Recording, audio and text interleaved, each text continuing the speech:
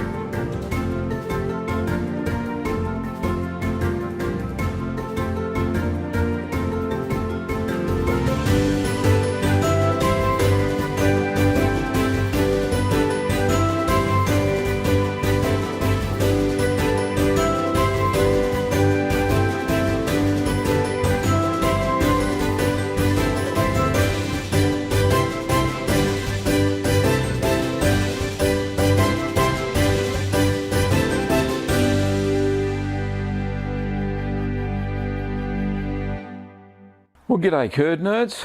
G'day, curd nerds. Well, g'day, curd nerds. Well, g'day, curd nerds. Well, g'day, curd nerds. Well, g'day, curd nerds.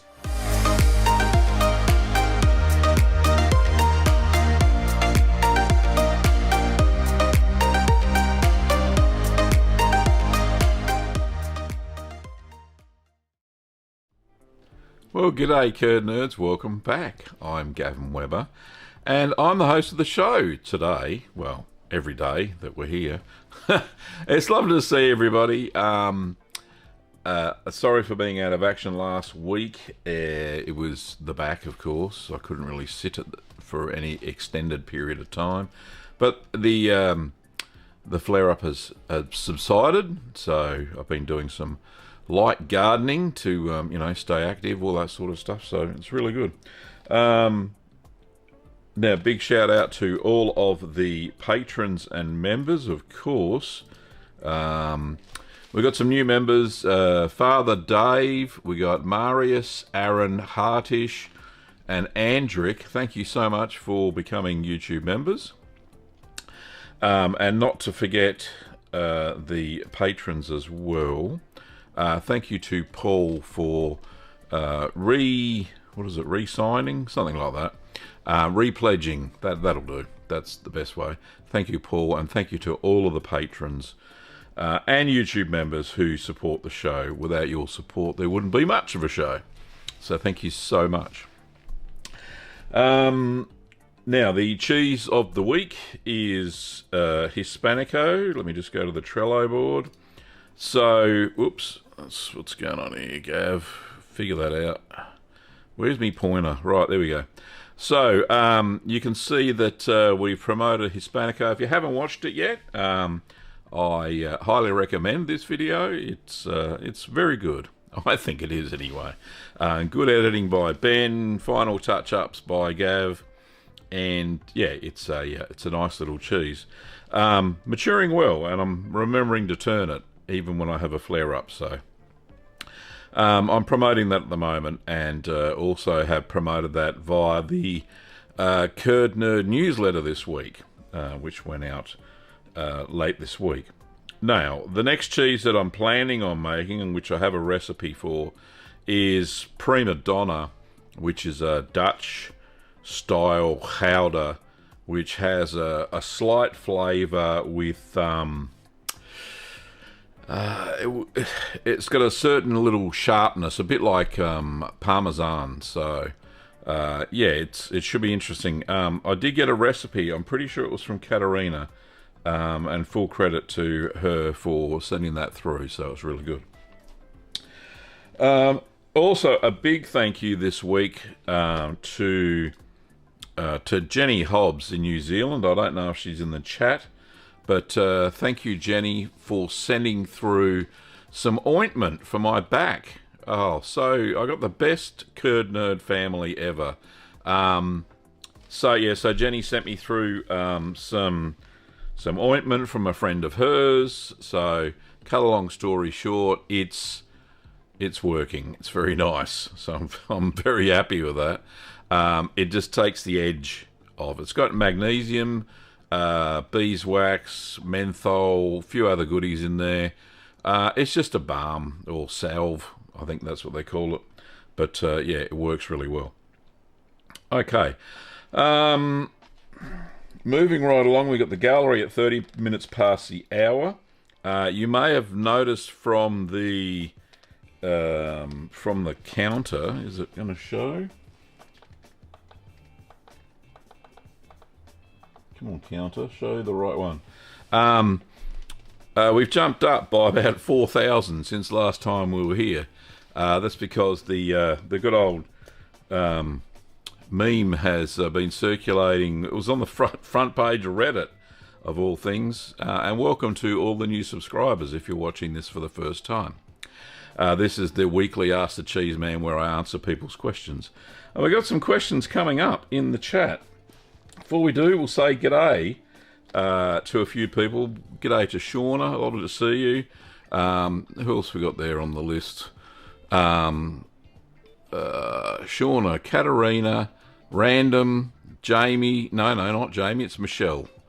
I'll get that right. Davo, Becky, Kathy, Molly, Storm Raven. G'day to all of you. Who else we got there? Did I say Davo? I might have. Anyway, Herb. Hello, Herb. Lovely to see you, mate. Patricia. Long time no see, but lovely to see you nonetheless. Charlie, g'day neighbour. Charlie's just up the road. He's the creator of the cheese Karanjang Creamy, if anybody's seen that video. Lovely little cheese. Very, very nice indeed. What's we got? Titus, g'day mate. Jose, thank you for the photos, Jose, and we'll get to those. Sam, Bond 007. We actually have your photos as well. Thank you so much. What else we got that? And Costanzo, welcome. Righto, so let's we got some questions. Where are we?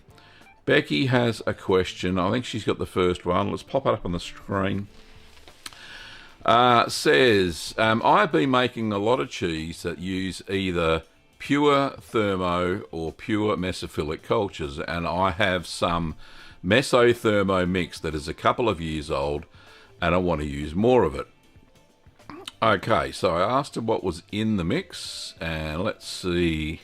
There we go. Excuse me. So it's got Lactococcus lactis, subspecies lactis, Lactococcus lactis, subspecies chromoris, which is the two normal mesophiles that are in MO30 or MA11. And then it's got some Streptococcus thermophilus.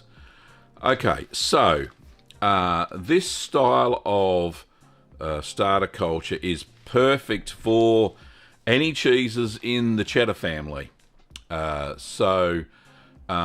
Any of the cheddar styles, so cheddar, Cheshire, Lancashire, what else we got? Red Leicester, Caerphilly. Yeah, Caerphilly's really well. So any of those from Britain, the British style cheeses that have a cheddaring process, Becky, absolutely perfect for that. The addition of the ST actually adds a little something to the cheese than you would if you used MO11 or MO30 by itself. Okay, so second question. Oh, you got a part two. All right. What cheeses other than cheddar, Caerphilly, Jack cheese will be interesting to try out? Well, they're the main ones, unfortunately. I wouldn't use that combo on any of the European style cheeses. There is a French style cheddar. What's it called? I think it's called Cantal, or Cantal, C-A-N-T-A-L, Cantal. I don't know if that's how you say it in French, but I think that is the French equivalent of cheddar.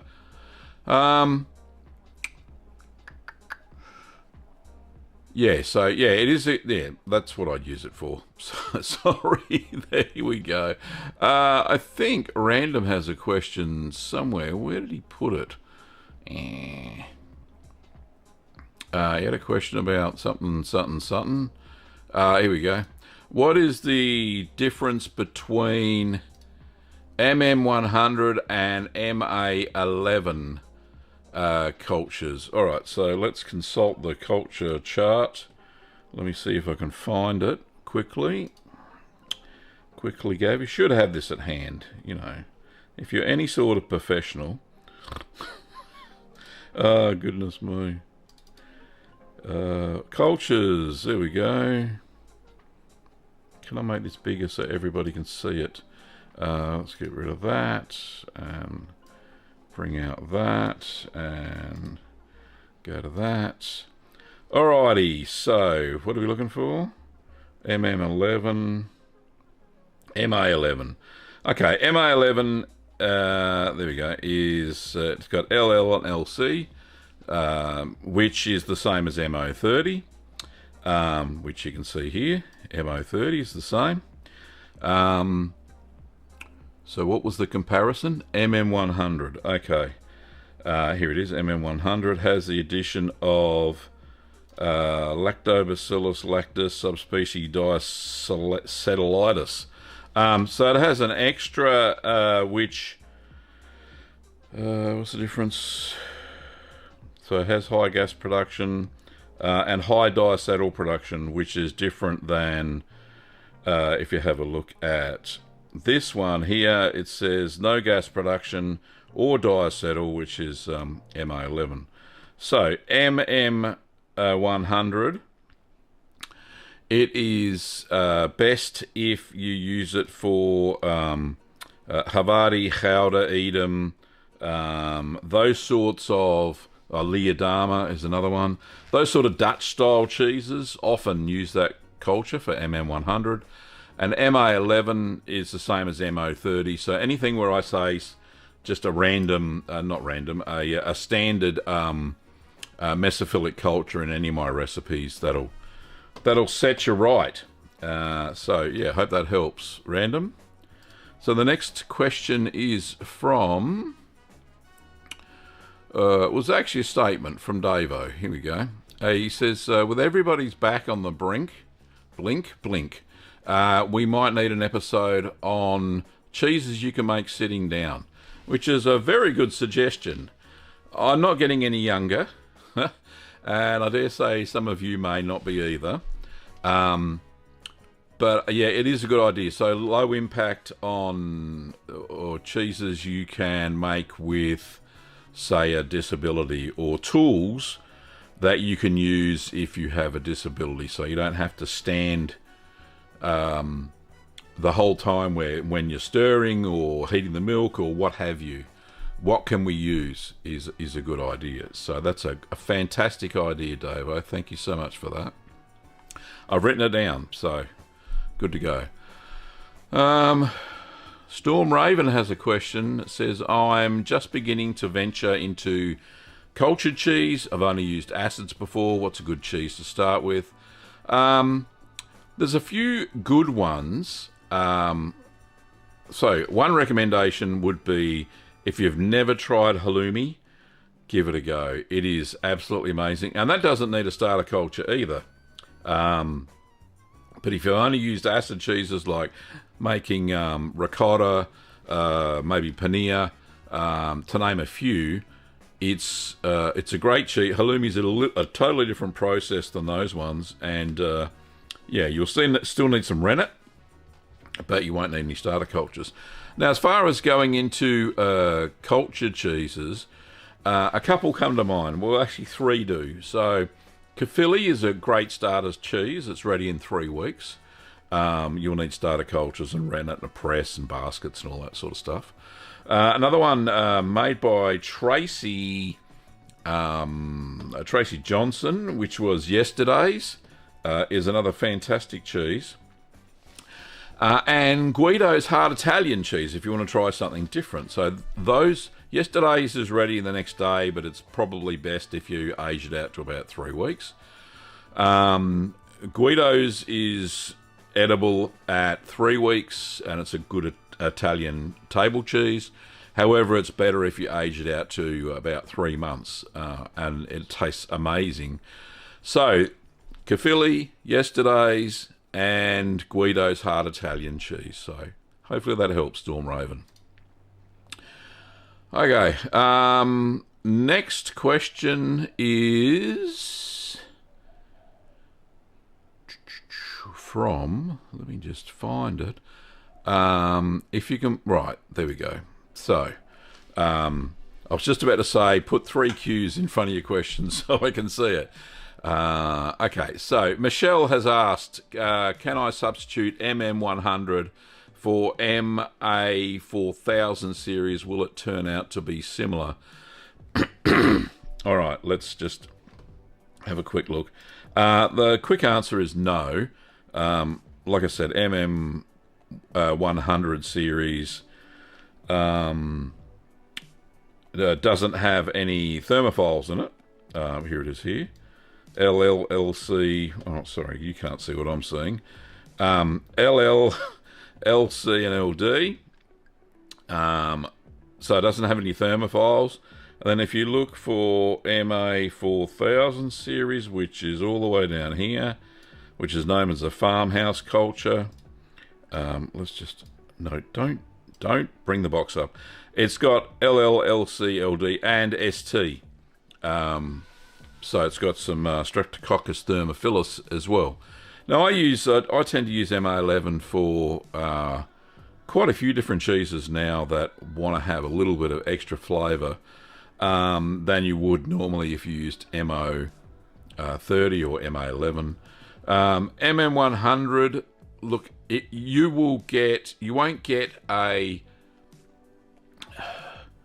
get a milder flavour if you do substitute that out. They won't be similar, they will have a different flavour because the addition of that thermophile ST in the 4000 series certainly does help stabilise the paste as well, as thermophiles do. So I hope that helps, Michelle. Anyway, go back to me. Next question is from, oh, it's more of a statement. It's from Patricia. Says, there are a pair of fundy fogs draining away on the kitchen bench. Sorry, no pics this time.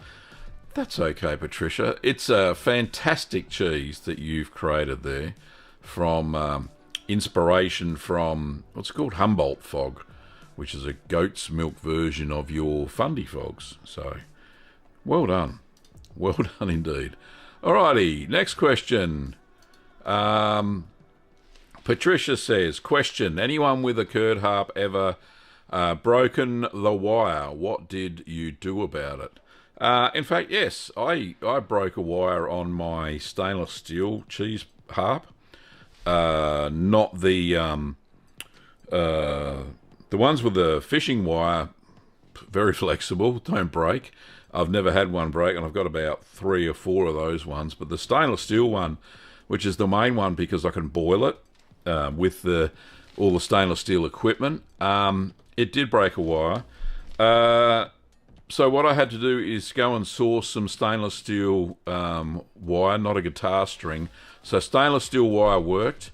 A little bit expensive, so I rethreaded it and used a pair of pliers to twist it off at the end, and it seemed to work okay. And Herb has the same idea. I think guitar string will probably be too small, even though, you know, they are quite long, but stainless steel wire seems to work okay. Okay. Any other questions? Here we go. A question from Sam Bond. Says, is it okay to use salt that has anti-caking agent, non-iodized? Yeah, look, 2 schools of thought. I don't use salt with anti-caking agent in cheese where I mill the salt into the cheese. I use a coarse salt, and we do sell that, Sam. But as far as making brine goes, so when I make a brine, I just use normal table salt that doesn't have iodine in it. Yes, it does have an anti-caking agent, but it doesn't seem to affect the outcome of the cheese. Anti-caking agent is potassium something, potassium chloride something. It does stop the flakes of salt from sticking together. However, like I said, if I mill salt into cheese, I'd always use a coarse salt. It's a sea salt produced in Whyalla in South Australia, and it doesn't have any anti-caking agents, and it doesn't stick together because it's coarse, and it dissolves well in the curds when you mix it. So,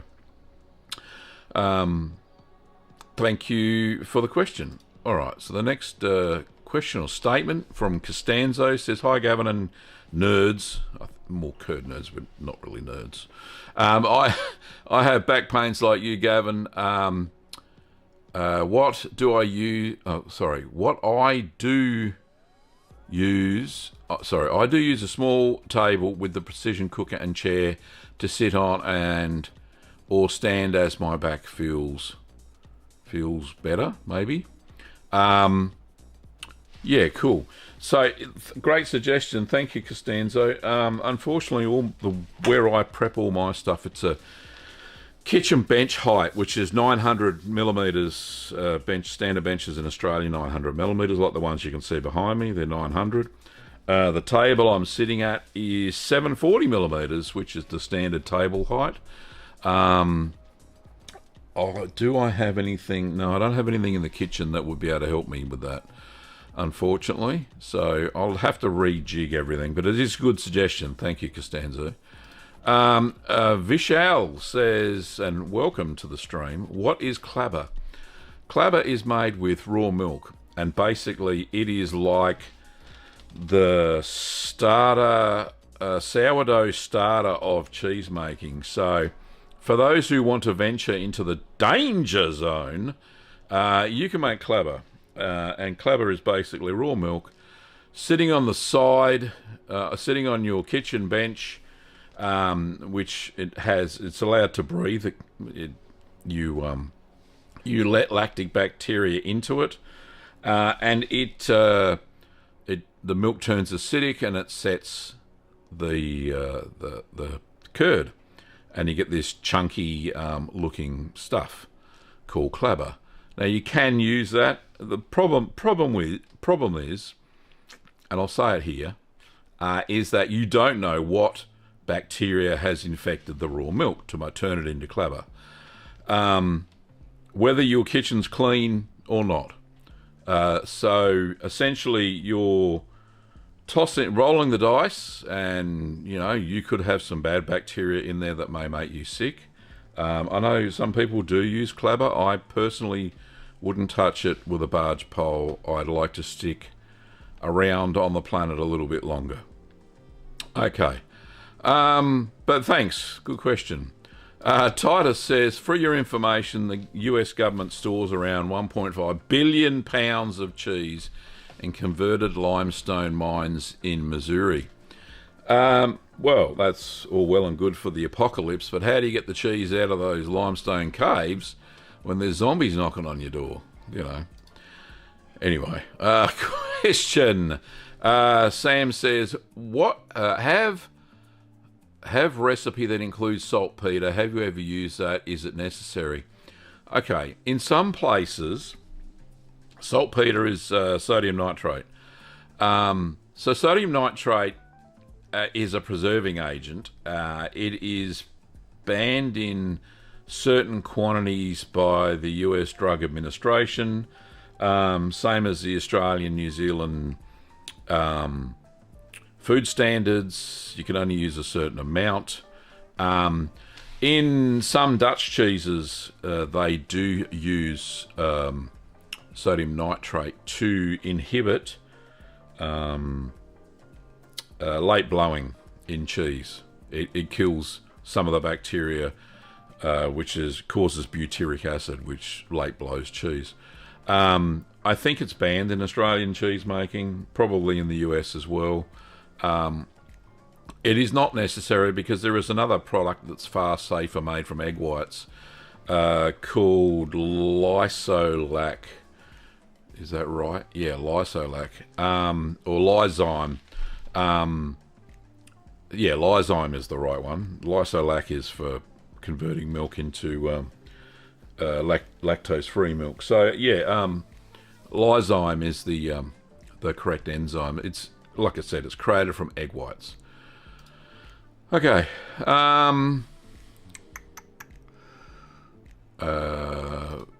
Vishal says, what is the yield difference among Camembert and Gorgonzola Dolce? Okay, well, so both cheeses are very soft, and they have a very high, a very high flocculation multiplier. So that means that the curds are soft and they hold lots of moisture. So the yield is a little bit higher than, say, a normal cheddar, parmesan, that sort of stuff. So there is not that much. Gorgonzola Dolce, you actually cut the curds a lot smaller than Camembert, where Camembert you just scoop off slices of the cheese and put it into cheese hoops and let it drain under its own pressure. Gorgonzola Dolce, you can I think in my recipe I did use a little bit of a press, a very slight pressing, because you need a little bit less moisture in the cheese. So as far as the yield goes, Camembert will have a higher yield per litre of milk compared to Gorgonzola Dolce. Hope that answered your question. Okay, Titus has some information on the Great Cheese Stockpile. So the government, that's the US government, began stockpiling cheese in the 1970s to reduce inflation, keep prices low, remove waste, and use all available resources. Okay, that's fine. Fair enough. Random says, why does flocculation sound so naughty? I don't know, it's one of those scientific terms that are different. Yeah, I won't go into that. Patricia says, high diacetyl means buttery texture and some slight gas production, I think. Indeed, high diacetyl action does mean a buttery flavour. That's usually what LD does. And it does produce a little bit of gas, which is why in some of the Dutch cheeses, depending on the manufacturer, you will see some slight eyes. In fact, if you look at the let's look at the Gorgonzola, no, the Prima Donna on the board. Here we are.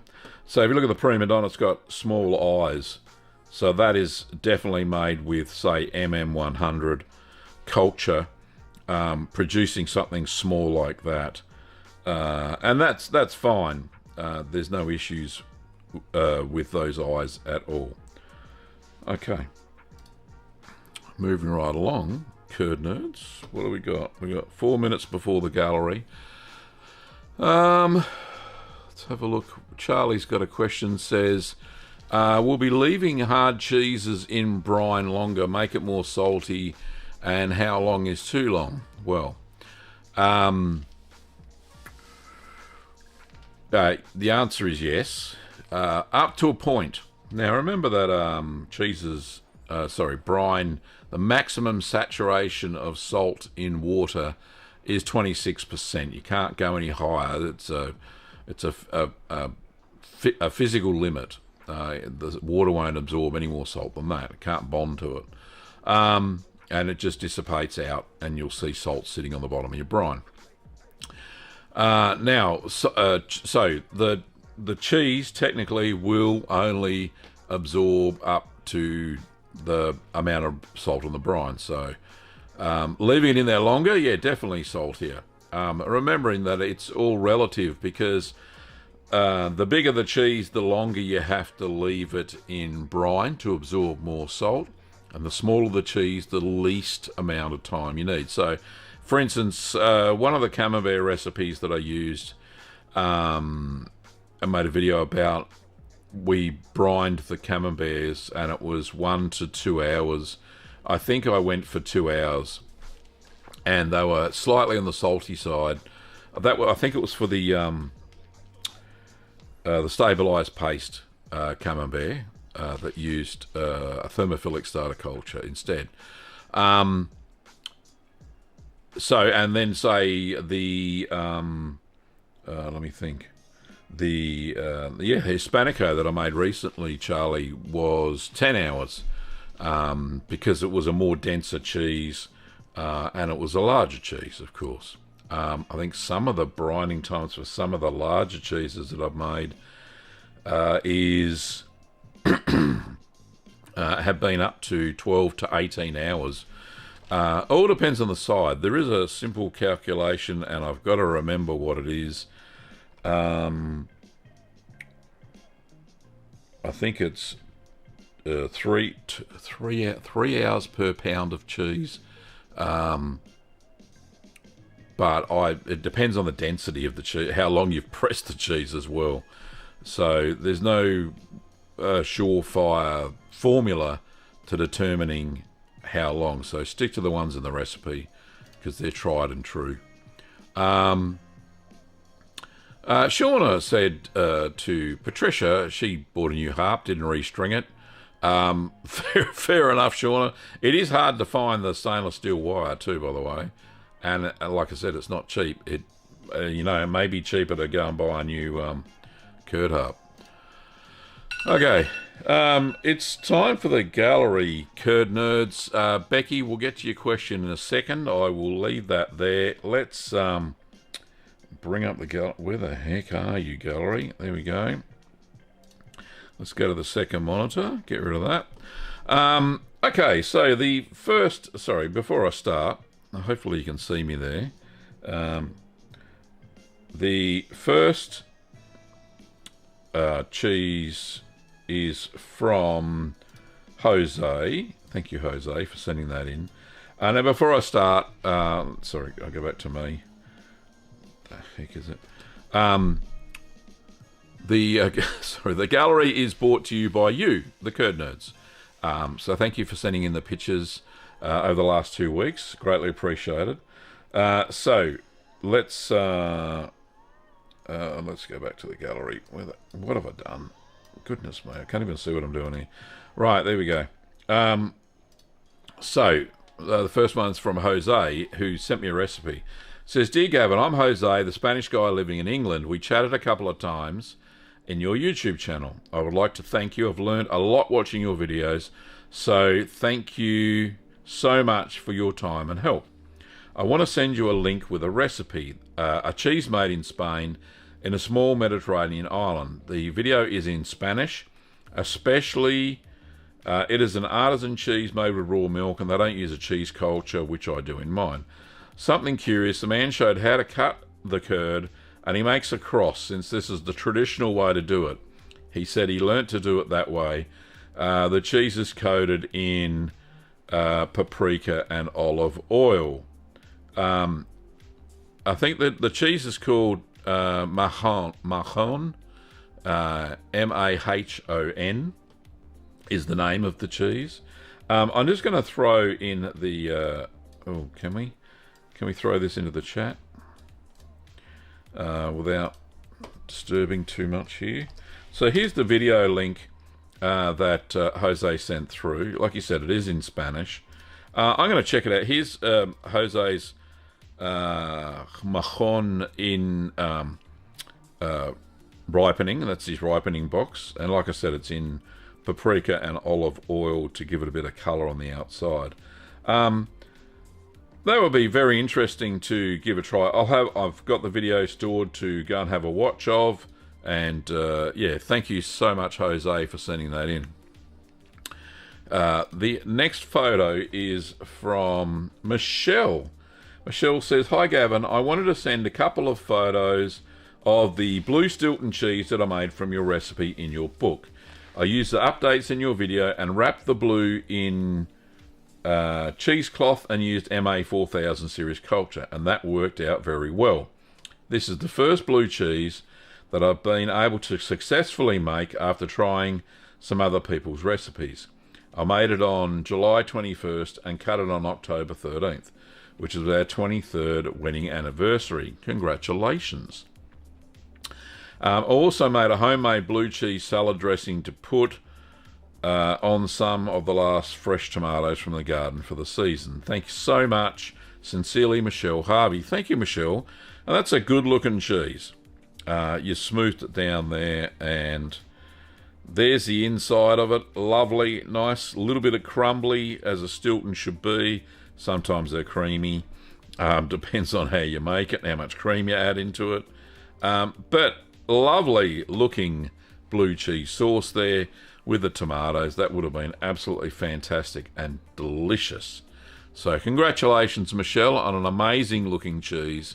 And I'm so glad it all turned out for you. Okay, the next one is from Bond, Sam Bond. Sam Bond's real name is Saunders, by the way. Saunders has sent me an email with some attachments and says, Hi Gavin, New Zealand here. The whole of New Zealand or just you? Oh, goodness me. I'm a newbie, just started making cheese end of September and really got the bug. Currently on cheese number 10. Oh, 10 cheeses in 2 months. That is classic. Classic curd nerd behaviour. Well done. So, a Shropshire with some tweaks. Your channel is Great, I'm learning lots from it. Caught the end of last week's live stream, trying to catch the start of this one, which you have. Well done, Sam. Sam Saunders. I'll get the name right in a minute. And you said you want a photo, so here are some for you. My first cheese was your cheddar recipe, hopefully ready by Christmas. Not sure how it will turn out, as I had some cream and need to use it, so I bunged it in with the milk. Be interesting to see how it tastes. It'll be a lot creamier than what a cheddar normally will be. So far, I've made Colby, cheddar, Red Leicester, Gouda, Monterey Jack, Jarlsberg, Parmesan Brie, an experimental one, and Shropshire style, which is my first blue. Hopefully all will be mature enough to try around the festive season, so I'm looking forward to having a mammoth cheese tasting party. Unless they all turn out to be disasters, of course. Lol. Anyway, photos attached, and my homemade cheese press was made from scraps lying around. Thanks again for all your videos. Love your work. Cheers, Saunders. Thank you, Saunders. Let's check out these cheeses, shall we? So, you've got a cheddar under plastic. Oh, GW, that's me. Culture, standard milk with added cream. You've got a Jarlsberg. It was in the fridge and then room temperature. So hopefully you got some eye development there. Red Leicester, very nice. Love the red colour. Perfect. You've nailed that. Monterey Jack. Can't really tell. Looks pretty good at the moment. But the Red Leicester, striking. I love that. This is your experimental cheese. I'm not sure what's going on there. Looks like it's got lots of different colours or something in there. Not sure. And the dots are from the press of... not the press. The cheese basket that you've used there. What else we got? Oh, very nice. I like the spring. Very fancy that you made. But yeah, great looking cheese press. So yeah, interesting. Obviously it works for you. So I love good DIY cheese presses. It's just classic Curd Nerd behaviour, of course. And there's all the cheeses. 1, 2, 3, 4, 5, 6, 7. You've obviously made a few more since then, but you got a Parmesan there as well. The Colby up the back, and you're labelling really well, so it's good to know what all of the different cheeses are and when they're ready to eat. So I do the same. I don't necessarily write the cultures and stuff on them, but it is a good habit to get into. It's good to keep a cheese log. Now, when I make cheese, I've got a cheese log. It's called a video. So that, I can always refer back to that. I'm a visual sort of person. But yeah, it is definitely very good to keep a cheese log to understand what may go wrong with a cheese at the end. You can figure it out by looking at your steps. Or to replicate that cheese over and over and over again. So... Alrighty, and that's the family. So you got a doggo, two doggos, 3 cats. Goodness me. Fantastic. Thank you, Saunders, for sending those through. Okay, is that it? Let me have a look. No, yeah, then we're right. So, lucky last is Shauna. Thank you, Shauna, for sending that through. Says, good morning, Gavin and Kim. Just one photo today. An orange and walnut kefili, fresh out of the press, made using your smoky paprika recipe. Without the smoky paprika, and adding the toasted walnuts, orange zest, a grand mariniere, and sugar at the milling stage, so it will be well and truly ready for Christmas. Since Mum and Nev have gone into care, I'm back into the workforce, still asking myself why. So my cheese production has slowed dramatically, but the good news is my job is at the care facility, so I see them both every day. Hope your back is improving and that you are taking it slowly. Take care, Shauna. Thank you, Shauna. And that is fantastic that you get to see your mum and Nev every day at work. Yes, I don't know if I would ever go back. Well, this is my work. I'm just saying, so this is what I do, and we run Little Ring workshops, and that's about enough for me now that I've turned 60, and the back is not so good. But that is a fantastic looking cheese, Shauna, as always. Now, I remember that you've made this one before, so and you've told me that it's fantastic. I'm pretty sure you've sent me the recipe. I'll dig through my archives. I'm pretty sure that it would make a fantastic cheese for Christmas. I'll have to get myself some Grand Marnier. I think I've got some triple sec, which is nearly the same. It's an orange flavoured liqueur. So, yeah, I'll give it a go. Hopefully a video before Christmas will be nice, because Caerphilly is ready in 3 weeks' time. One thing I'd like to know, Shauna, if you can jump into the chat, would be fantastic, is that did you rub it with salt every time you flip the cheese over? I'd like to know, but I'll have a look back at your recipe and see what you've done. So, thank you so much, Shauna, Saunders, Jose, and Michelle for sending through those photos. Let me just get my big head back. Oh, we've got something going on here. What the heck? We've got the Curd Nerd light is flashing its little heart out. We've got a super chat there. Who's this from? Let me just kill the light first before anybody gets too excited. We have a super chat. It's from Michelle. Michelle says, thanks for being a great instructor in cheese making. $5 US. Thank you so much, Michelle. Appreciate it as always. And yeah, all those cheeses were just amazing, is all I can say. Alrighty, let's continue on with the questions. We still have a few there. Let me just adjust my seat. Make sure my bottom's not hurting. Right. Right. I'm going to say I got a shadow on my face. No, that's all right. All right. Let's have a look and see where the next one is.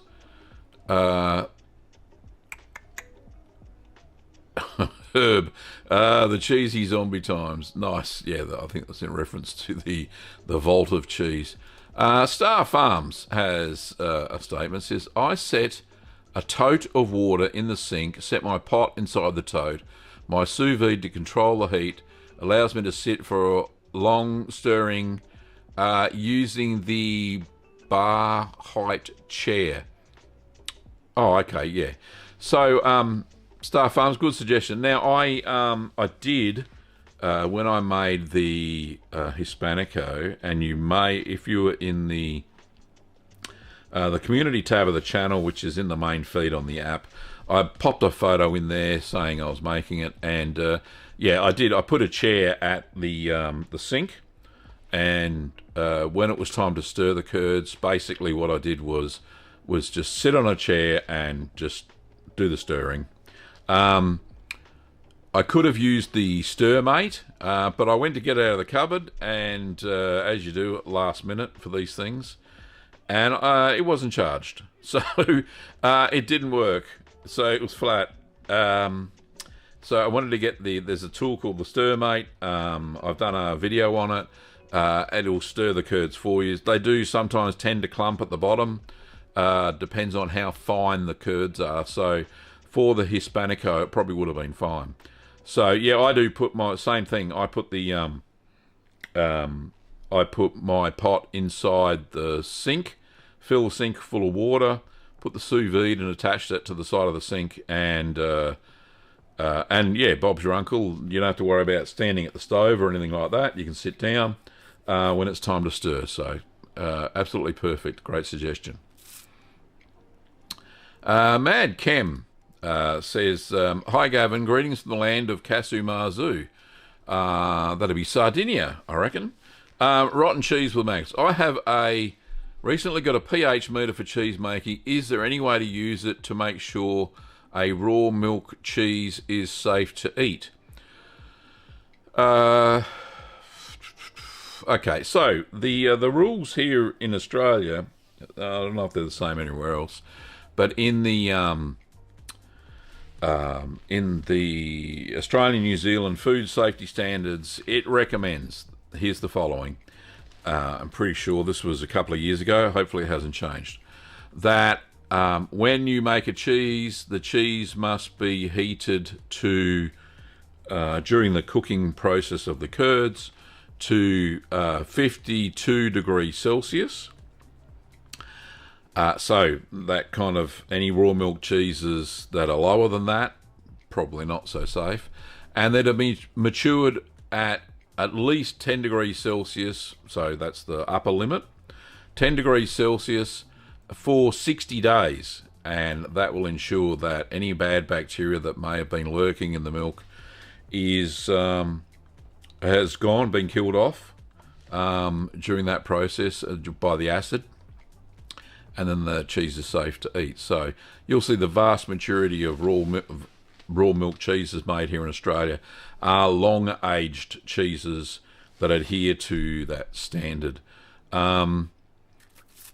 So as far as pH goes, there's a couple of cheeses that you don't even really need to worry. Well, most I don't worry about it, and the pH doesn't really come into effect when you're using raw milk. Let me think.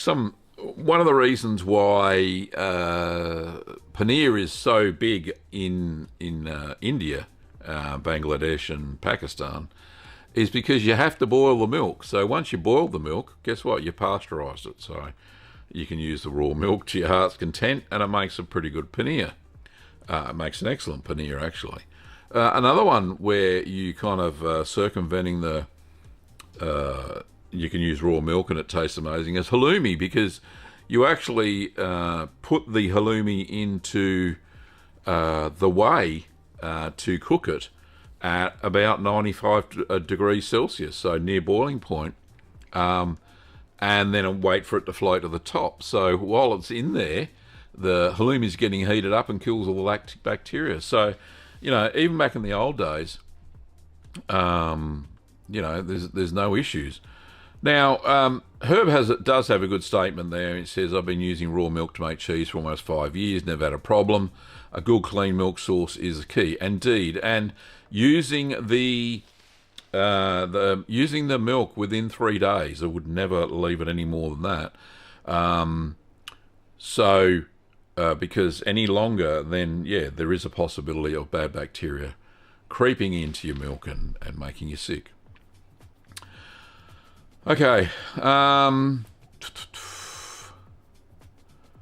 Mastering Artisan Cheese Making has a chart for brining times. Thank you, Molly.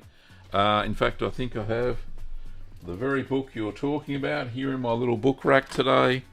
So Mastering Artisan Cheese Making by Giannicholas Caldwell is a good reference if you want some very technical details, including pH and of the cheeses as you go along.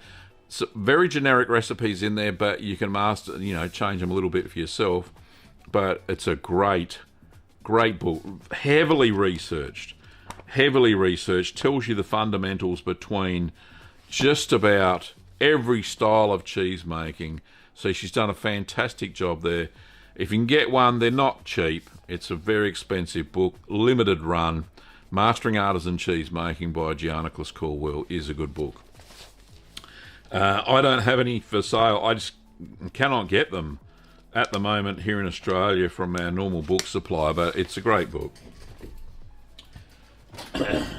Actually, I do have links to them. I have an affiliate link to them in my Amazon store. So down in the description below, it'll say Gavin's Amazon Cheese Shop or something.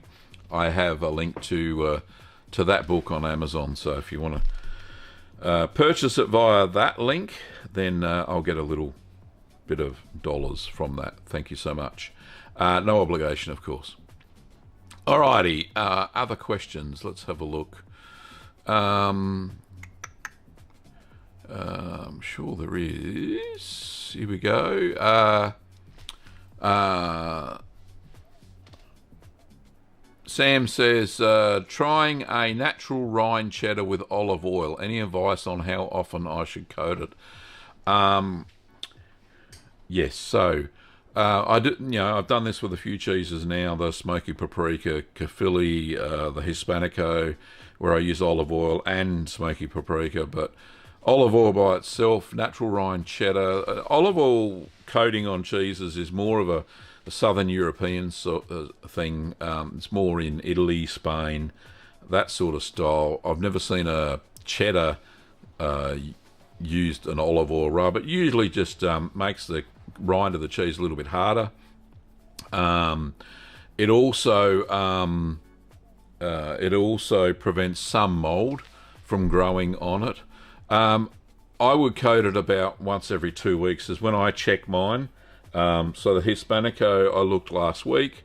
It's time to turn it today. Yeah, today. Sunday's cheese day. So I will flip it over, have a look at it. If I need to put a little bit more olive oil on it, I will, just to firm up the rind and protect it from mold growth. So yeah.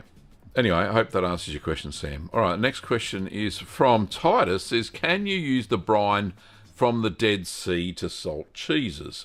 The Jesus cheeses. Yeah, I suppose that's about as big a saturation as it is. Dead Sea salt. Well, you can buy Dead Sea salt. We sell it actually for cosmetics. But yeah, back in the day when they brine cheeses, they just put them in bags, and slung them into the ocean. Is how they used to brine the cheeses, or get buckets and get the salty brine from the ocean and put your cheeses in it. That's what they did. There was anything special that or anything like that. So, yes, they could use the brine from the Dead Sea, even though that's stronger than salt water, seawater, should I say. Yeah, that's how they did it. Katarina says, I have issues with my legs, MS, and if I have to stir curds for an hour, I use a convection hot plate on a coffee table. Absolutely perfect, Katarina. Great suggestion. And, yeah, for those who don't know, Kim's also got MS and has issues like that. But yeah, I can empathise totally, Katarina. MS is not a good thing at all. It's okay if it's mild, but if it's not, then yeah, sorry. Shauna says you can use the stir mate while it's charging. Had I known that, I should have just plugged it in, shouldn't I? I'm a dork. Thank you, Shauna. Next time. Camp Creek Hill says, I just discovered your Cheese a Day playlist. Thank you. Thank you. Found some really nice cheeses from that, like Mediterranean, Mereditheri marinated. It's divine. Thanks. Thanks, Camp Creek Hill. Yes, labour of love. Every couple of years I do the Cheese a Day challenge. Usually it's the month of February, so I only have to try or find 28 different cheeses. But yeah, it's not super popular on the channel. I don't know. I'll have to look back at the history of it. But certainly when I first release it, people can't handle a cheese a day. They can't watch that many. But yeah, it's good. Star Farm says, I've been laid up for all of 2023. Oh, that's no good. Sorry to hear that. My milk goats are gone. I'll be getting back to cheese making as soon as I can source milk again. I have 2 wheels that have been held at 50 Fahrenheit all this time, which is the same as, that's about 10 degrees Celsius. Congratulations, Star Farms, for getting back into cheese making. Sorry for you being laid up. But yeah, it's great to get back into cheese making. Congratulations. Patricia says, Gavin, did anything come of the video promo you did for Little Green Workshops? I think it was for a small business award or something. Indeed it was. It was for the King's Trust Australia Enterprise Accelerator Award. I didn't. Nothing came of it. Except a few views on YouTube, I suppose. So I didn't win, unfortunately. But I feel like a winner every time I come on the live stream and people like you, Patricia, and all of the Curd Nerds turn up and watch me answer questions and my quirky antics. So like I said, I think the prize was $2,500 Australian, which would have been nice. I could have upgraded some gear, but other than that, no big deal. There's no sweat off my nose. But it was good fun making the video, and it was a nice little explainer on how Little Green Workshops came about as well. For those who wanted to see what Patricia's talking about, let me just find the link for that. Can I find the link on the YouTube? It's on my other channel, the Gavin and Kim channel, which I have been putting some videos up on lately. I did a strawberry tower video the other day. Where is it? Where is this video I speak of? Did I put it on the Gavin and Kim channel? No, it's on the Little Green Workshops channel. Good, how many channels is this bloke? God, I tell you. Where is it? Little Green Workshops. The link, Gav. The link. Find the link. Share. Copy. Right, here we go. So those who want to watch it, go and check that out. It was called King's Trust Australia Enterprise Accelerate Awards Submission presented by Gavin Webber. Bit of a lengthy title, but, you know, you got to do what you got to do when you're entering these award sort of things. But, yeah, fantastic. All right, well, that's thank you, Patricia, for that last question. I'll pop that off the screen.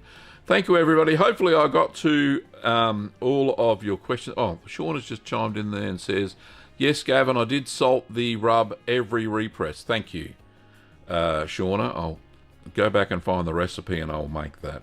I'll put it on my list. Put it on my list. Orange and walnut. And walnut.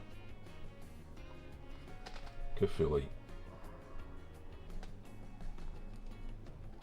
Excellent. Thank you, everybody. Thank you so much. Patricia says, read the Cheese a Day challenge. As a Canadian who can speak a tiny bit of French, I quietly giggle every time you pronounce Folks Cove as Folks Cove. How do you say it? Okay. So, yeah, maybe I'll do a French thing and figure out how to say it proper. Anyway, that's it today. Thank you, everybody. Let's pay the bill, shall we? Don't forget that if you want to learn how to make cheese in a structured manner, you could do no worse than popping over to the Curd Nerd Academy. I've got 2 courses. I've got a beginner's course and a blue cheese course. I won't say what I'm working on because I haven't been working on my white mold cheese course yet because of the back thing. But anyway, it's at course. I didn't even show that. Courses.littlegreenworkshops.com.au. And if you want to buy any cheese making supplies, don't forget to pop over to littlegreenworkshops.com.au. And yeah, if you're in that's we send them out, and there's kits and we got everything. We got all the stuff, kits, cultures, equipment, you name it, we got it. We send it all over the world as well. And finally, more to pay the bills, and we've actually had a few orders this week of the merch. So Certified Curd Nerd, great shirt, even fits me. And the mug. And where do you get all this stuff? You get it at merch.cheeseman.tv. Cheers to you. Nice coffee, nice mug. They're my favourite mugs, by the way. I don't have any other coffee mugs except all my merch mugs. Very nice. Anyway, stay fresh, cheese bags. Thank you very much for watching. And I'll see you next time. Bye-bye.